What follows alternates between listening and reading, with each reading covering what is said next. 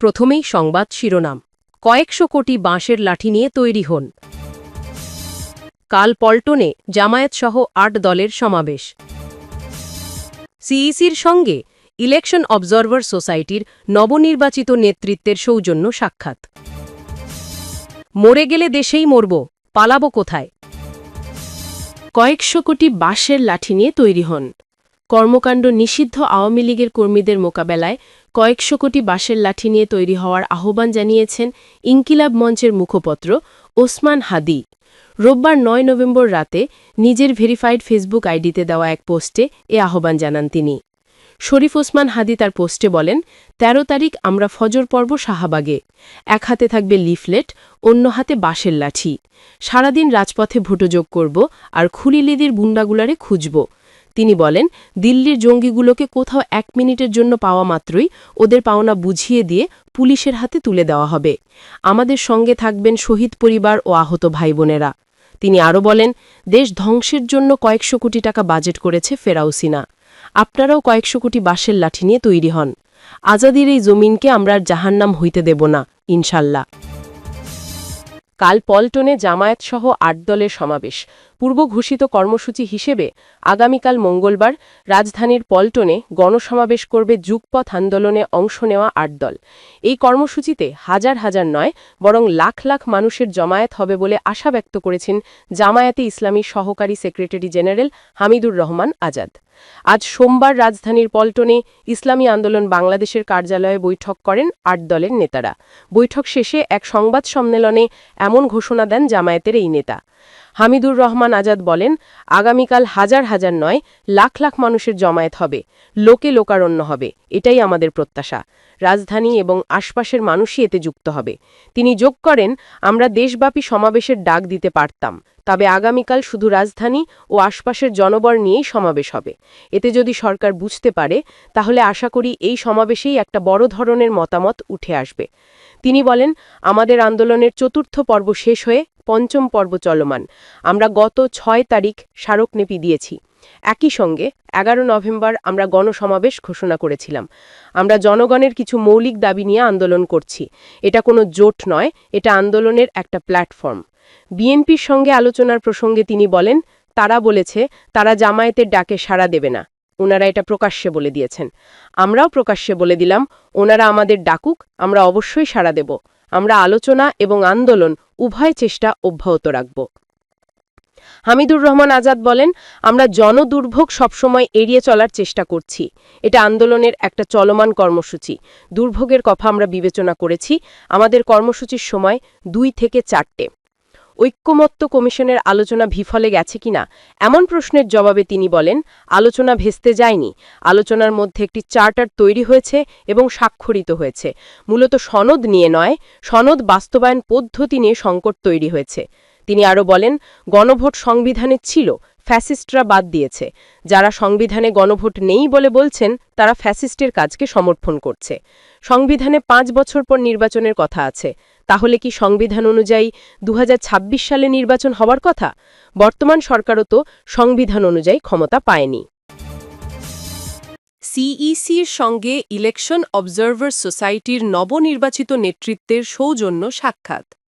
নির্বাচন কমিশনের নিবন্ধিত পর্যবেক্ষক সংগঠনগুলোর প্রতিনিধিত্বকারী প্রতিষ্ঠান ইলেকশন অবজারভার সোসাইটি ইওএস এর নবনির্বাচিত নেতৃবৃন্দ প্রধান নির্বাচন কমিশনার সিইসি এএমএম নাসিরুদ্দিনের সঙ্গে সৌজন্য সাক্ষাৎ করেছেন।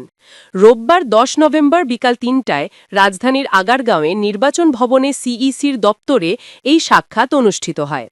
সাক্ষাৎকালে উপস্থিত ছিলেন ইওএস-এর সভাপতি ইকবাল হোসেন হীরা, সাধারণ সম্পাদক মহিউদ্দিন আমিন, প্রধান সমন্বয়ক শহীদুল ইসলাম আপ্পি, পাথওয়ের নির্বাহী পরিচালক শাহিন আহমেদ, এশিয়ার নির্বাহী পরিচালক আব্দুল আজিজ, প্রত্যয় সোশ্যাল ফাউন্ডেশনের নির্বাহী পরিচালক নেসিরুল ইসলাম নাজমুল এবং এশিয়ার নির্বাহী পরিচালক আনোয়ার হোসেন। আলোচনায় আসন্ন জাতীয় সংসদ নির্বাচনে স্বচ্ছতা, জবাবদিহিতা এবং অংশগ্রহণমূলক পরিবেশ নিশ্চিতকরণে নাগরিক সমাজের ভূমিকা এবং নির্বাচন পর্যবেক্ষক সংগঠনগুলোর কার্যকর অংশগ্রহণের গুরুত্ব নিয়ে বিস্তৃত মতবিনিময় হয়। সাক্ষাৎকালে সিইসি নাসিরুদ্দিন বলেন, সুষ্ঠু, নিরপেক্ষ ও শান্তিপূর্ণ নির্বাচন আয়োজনে ইলেকশন অবজারভার সোসাইটির মতো নাগরিক সংগঠনগুলোর গঠনমূলক ভূমিকা অত্যন্ত গুরুত্বপূর্ণ। কমিশন আশা করে পর্যবেক্ষক সংগঠনসমূহ দায়িত্বশীল ও পেশাদারভাবে তাদের ভূমিকা পালন করবে। ইওএস প্রতিনিধিরা এই সময় তরুণ পর্যবেক্ষকদের প্রশিক্ষণ, মাঠ পর্যায়ে তথ্য সংগ্রহে প্রযুক্তির ব্যবহার এবং নির্বাচন পর্যবেক্ষণ প্রক্রিয়াকে আরও আধুনিক ও স্বচ্ছ করার উদ্যোগ কমিশনের সামনে উপস্থাপন করেন। সাক্ষাৎ শেষে উভয় পক্ষ গণতান্ত্রিক প্রক্রিয়া শক্তিশালী করা, নির্বাচনী ব্যবস্থার প্রতি জনগণের আস্থা বৃদ্ধি এবং সহযোগিতামূলক উদ্যোগ অব্যাহত রাখার অঙ্গীকার ব্যক্ত করেন। মরে গেলে দেশেই মরব, পালাবো কোথায়? নৌ পরিবহন উপদেষ্টা ব্রিগেডিয়ার জেনারেল ড. এম শাখাওয়াত হোসেন বলেছেন, আমি কোথায় যাব? আমি এখানেই আছি, আমার পুরো ফ্যামিলি এখানে আছে। মরে গেলে এখানেই মরে যাব, পালাবো কোথায়? চট্টগ্রাম বন্দরের বিভিন্ন স্থাপনা বিদেশিদের কাছে ইজারা দেওয়ার পর জবাবদিহিতাবিহীন অন্তর্বর্তী সরকারের উপদেষ্টারা দেশ থেকে পালিয়ে যাবেন, আন্দোলনকারীদের এমন অভিযোগ প্রসঙ্গে সাংবাদিকদের প্রশ্নের জবাবে নৌ পরিবহন উপদেষ্টা এসব কথা বলেন। তিনি বলেন, যাদের বন্দর পরিচালনার দায়িত্ব দেওয়া হচ্ছে তারা আমার চাচাও না, মামাও না। দেশ এগিয়ে যাক, সেটাই আমি চাই। বিদেশিদের সঙ্গে চুক্তি, উন্নয়ন পরিকল্পনা গ্রহণ সহ যা কিছু করা হচ্ছে তা দেশের স্বার্থেই করা হচ্ছে। সোমবার চট্টগ্রাম বন্দরের বাস্তবায়নাধীন ৩টি প্রকল্পে টার্মিনাল ও ইয়ার্ডের উদ্বোধন করেন নৌ পরিবহন উপদেষ্টা। পরিদর্শন করেন বন্দরের কয়েকটি শেড। উদ্বোধন শেষে সাংবাদিকদের প্রশ্নের জবাবে বিভিন্ন বিষয়ে সরকারের অবস্থান ও উদ্দেশ্য তুলে ধরেন। বর্তমানে সবচেয়ে আলোচিত বিষয়ে বর্ধিত ট্যারিফের বিষয়ে উপদেষ্টা বলেন, যেহেতু বিষয়টি আদালতে গড়িয়েছে সেহেতু এখন এটা নিয়ে কথা বলতে চান না। চট্টগ্রাম বন্দর কর্তৃপক্ষ সেবা খাতে ৪১% বর্ধিত ট্যারিফ কার্যকর করেছে। ব্যবসায়ীদের দাবি দেওয়া আন্দোলনের মুখেও কোনো কর্ণপাত না করায় ব্যবহারকারীরা উচ্চ আদালতের দ্বারস্থ হন। রবিবার উচ্চ আদালত ১ মাসের জন্য বর্ধিত মাশুল স্থগিত করা হয়েছে। চট্টগ্রাম বন্দরের বাস্তবায়নাধীন পতিঙ্গার লালদিয়াচরে কন্টেনার ইয়ার্ডের নির্মাণ কাজ, বঙ্গোপসাগরের উপকূলে হালিশোরে বে টার্মিনাল এলাকায় নির্মিত পরিবহন টার্মিনাল এবং তালতলায় নির্মিত কন্টেনার ইয়ার্ডের উদ্বোধন করেন উপদেষ্টা। তিনি বন্দরের XY শেড এবং কাস্টমস অকশন শেডে পরিদর্শন করেন। এই সময় তার সঙ্গে চট্টগ্রাম বন্দরের chairman rear admiral SM Moniruzzaman ও সচিব মোহাম্মদ ওমর ফারুক সহ ঊর্ধ্বতন কর্মকর্তারা উপস্থিত ছিলেন। চট্টগ্রাম বন্দরের new mooring container terminal NCT, লালদিয়াচর এবং বে টার্মিনাল পরিচালনার দায়িত্ব ইজারার ভিত্তিতে বিদেশি বিভিন্ন প্রতিষ্ঠানের কাছে দেওয়ার সিদ্ধান্ত নিয়েছে অন্তর্বর্তী সরকার। আগামী ডিসেম্বরের মধ্যে এ সংক্রান্ত চুক্তি হওয়ার কথা রয়েছে। এর প্রতিবাদে ধারাবাহিক আন্দোলন কর্মসূচি পালন করছে শ্রমিক কর্মচারীদের বিভিন্ন সংগঠন ও বামপন্থী রাজনৈতিক দলগুলো। দলের নেতারা অভিযোগ করছেন, বন্দরের স্থাপনা বিদেশিদের হাতে তুলে দেওয়া হলে দেশের স্বাধীনতা, সার্বভৌমত্ব বিপন্ন হবে। বর্ধিত ট্যাক্স চাপিয়ে দিয়ে বন্দরের স্থাপনা বিদেশিদের হাতে তুলে দিয়ে জবাবদিহিতাবিহীন অন্তর্বর্তী সরকারের উপদেষ্টারা হয়তো পালিয়ে যাবেন। এর খেসারত দিতে হবে দেশের 18 কোটি মানুষকে। এমন অভিযোগ প্রসঙ্গে উপদেষ্টা কথা বলেন। আন্দোলনকারীদের উদ্দেশ্যে উপদেষ্টা বলেন, কিছু করলেই বলা হচ্ছে খালি চলে গেল। আরে কি চলে গেল ভাই?